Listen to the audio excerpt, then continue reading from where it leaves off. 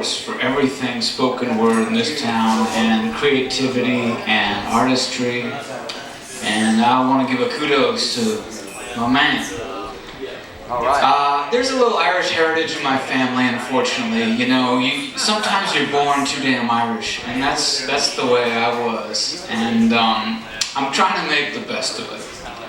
Anyway, I went over to Ireland a few years ago and was stumbling around trying to get some genealogy stuff together. And I went to this little island called Omi Island that I think the Flahertys might have been from. Irish seashells, good luck charms and memories I picked up on tidal flat among the grit and seaweed. Life lingered between the crawl and the wind. Earlier I tripped over worn graves, my last name protruding, perhaps old relatives, first names familiar. Bridget, Margaret, James, Michael. St. Fecian's well and a maze of straight stones laid over a hill. A cigarette-stained hermit, he pointed the way. I drank from the well, taken with the spirit of the island and the salt, sun, and spray. I looked west and kept October. On the coast of ideals, I looked to the ocean and wept. Yeah. I'm a huge fan of Seamus Heaney. We lost him last year, y'all, and I recently, well, I've written this poem and edited it a million times, but I'm still not sure which is the best one. For all you folks in the house, maybe too much editing is too much. Seamus always came to the after-boozer, or so said the less jaded, less rattled poets. I waited black pint in hand. Then he strolled in the bar like everyone. His gift, his tone, could not be compared with anyone. He cast a regal humility, wrapped in solemn tweed with wispy hair and ashy eyebrows. His eyes smiled and his lips spoke nothing, and a warm glow on the pale face led a hushed serenity to the room. I was cleansed by the grace of the poet born with the spirit, unafraid to say what needed to be said in fair voice, rather simple in all his own.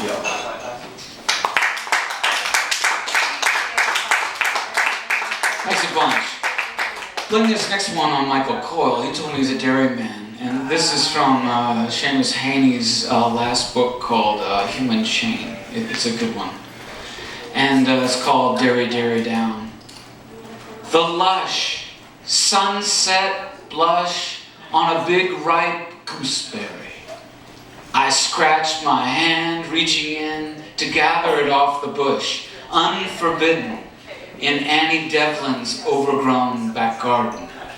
In the storybook back kitchen of the lodge, the full of a white enamel bucket of little pears, still life on the red tiles of that floor. Sleeping Beauty, I came on by the scullion's door. Yeah,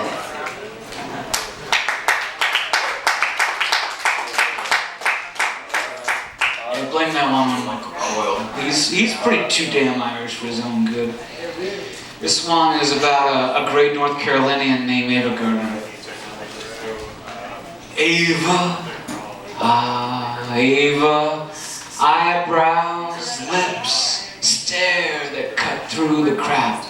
Grace, more than grace, Carolina charm, attitude, style, smile, delicate tough, in a tangle of wisteria, blossoming, glorious rise, ooh, gave us a rise. Not just Frank, not just Mickey, not just the Magambo shower scene, not just in our trousers. Ava, Ava.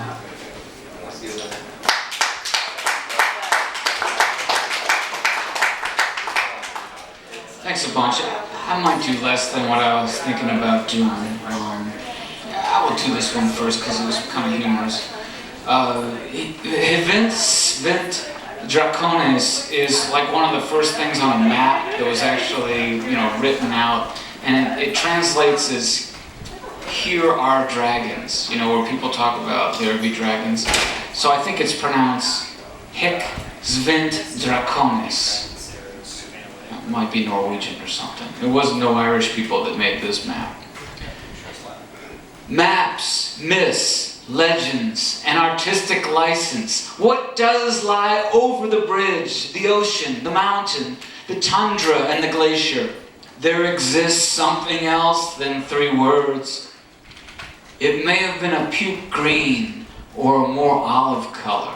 The skin had a scaly alligator quality, and it stands more than 15 feet tall, at least 3 times my size. And I hear it takes victims back to a cave where skeletons litter the ground. I've never seen it, but I know I must slay it.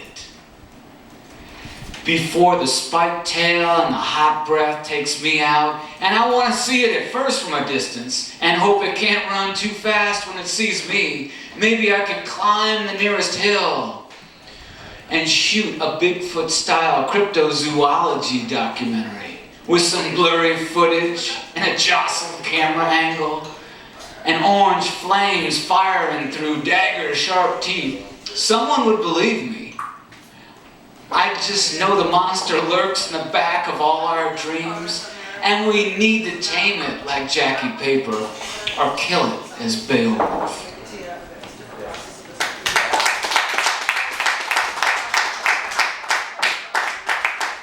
How about that Walt Whitman? He's not a bad guy. He's not a bad poet. I think, you can only say so much good about the guy, but Federico Garcia Lorca and Pablo Neruda both loved him and got huge inspiration out of the guy. I've heard a story about Neruda had this huge poster painting of Walt Whitman above his desk when he lived down in Chile, and he got inspiration. I had Walt above my desk at work. Anyway, this was one of his greats. This is 7 to 9, crossing Brooklyn Ferry. Closer yet I approach you. What thought you have of me now? I had as much of you. I laid in my stores in advance. I considered how long and seriously of you before you were born. Who was to know what should come home to me? Who knows, but I am enjoying this. Who knows for all the distance, but I am as good as looking at you now, for all you cannot see me. Ah, whatever can be more stately and admirable to me than mast-hemmed Manhattan? River and sunset and scalloped-edged waves of flood tide, the seagulls oscillating their bodies, the hayboat in the twilight and the belated lighter. What gods can exceed these that clasp me by the hand, and with voices I love call me promptly and loudly by my nice name as I approach? What is more subtle than this, which ties me to the woman or man that looks in my face, which fuses me into you now and pours my meaning into you? We understand then, do we not, what I promised without mentioning it? Have you not accepted what the study could teach, what the preaching could not? Accomplished is accomplished, is it not? Flow on, river, flow with the flood tide and ebb with the ebb tide. Frolic on, crested and scalloped-edged waves. Gorgeous clouds of the sunset, drenched with your splendor. Or the men and the women, generations after me. Cross from shore to shore, countless crowds of passengers. Stand up, tall mass of Manhattan. Stand up, beautiful hills of Brooklyn. Throb, baffled and curious brain, throw out questions and answers. Suspend here and everywhere, eternal float of solution. Gaze loving and thirsting eyes in the house or street or public assembly. Sound out. Voices of young men loudly and musically call me by my nice name. Live old life. Play the part that looks back on the actor or the actress. Play the role that is great or small according as to one makes it. Consider you who peruse me, whether I may not in unknown ways be looking upon you. Be firm rail over the river to support those who lean idly, yet haste with the current, hasting current. Fly on, seabirds, fly sideways or wheel in large circles high in the air. Receive the summer sky. You water and faithfully hold it, till all downcast eyes have time to take it from you. Diverge fine spokes of light from the shape of my head or anyone's head in the sunlit water. Come on, ships. From the lower bay, pass up or down, white-sailed schooners, sloops, lighters, flaunt away flags of all nations. Be duly lowered at sunset. Burn high your fires, foundry chimneys cast black shadows at nightfall, cast red and yellow light over the tops of the houses. Appearances now or henceforth indicate what you are. You necessary film continue to envelop my soul. About my body for me and your body for you be hung out divinest aromas. Thrive cities, bring your freight. Bring your shows ample and sufficient rivers, expand being than which none else is perhaps more spiritual. Keep your places, objects, than which none else is more lasting. You have waited, you always wait, you dumb, beautiful ministers. We receive you with free sense at last, and are insatiate henceforth. Not you or any more shall be able to foil us or withhold ourselves from us. We use you and do not cast you aside. We plant you permanently within us. We fathom you not. We love you. There is perfection in you also. You furnish your parts toward eternity. Great or small, you furnish your parts toward the soul.